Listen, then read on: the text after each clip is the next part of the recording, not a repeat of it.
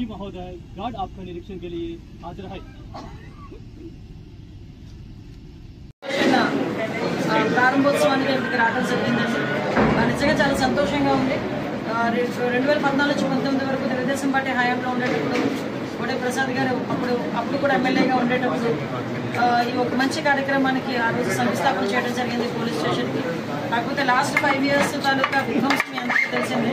ఆ విధ్వంసం ఎంతవరకు ఉందిరా అంటే ఆఖరికి పోలీస్ స్టేషన్స్ 80% కంప్లీట్ అయిన పోలీస్ స్టేషన్స్ కూడా తిరిగి కంప్లీట్ చేయకుండా అలా ఉంచేసిన పరిస్థితి ఏర్పడింది। అదృష్టం ఒక రకంగా దురదృష్టం అనుకోవాలి, ఇంకొక రకంగా అదృష్టం అనుకోవాలి। ఎందుకంటే ఏ చేతుల మీదుగా అయితే శంకుస్థాపన జరిగిందో మళ్ళా తిరిగి అదే చేతుల మీదుగా ఈరోజు ప్రారంభోత్సవాలు కూడా జరిగే పరిస్థితి ఈరోజు ఈ రాష్ట్రంలో కనిపిస్తా ఉంది।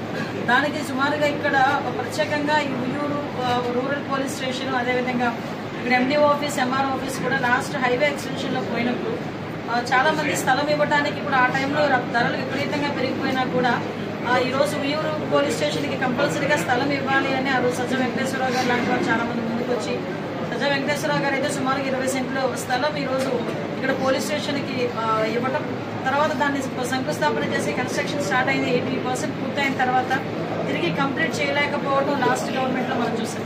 తిరిగి కంపల్సరీగా ఈ వియ్యూరు రూరల్ పోలీస్ స్టేషన్ రావాలి, ఎందుకంటే పాత భవనాల్లో వాళ్ళు ఉంటున్నారనే ఉద్దేశంతో ఈరోజు ఎమ్మెల్యే గారు చొరవ తీసుకొని మళ్ళా కొంతమంది దాతలు ముందుకు వస్తే ఆ దాతల ద్వారా ఈరోజు సుమారుగా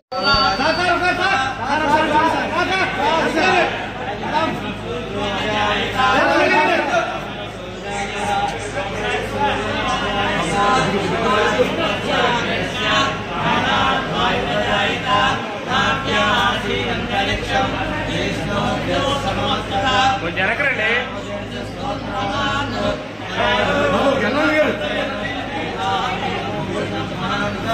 Hare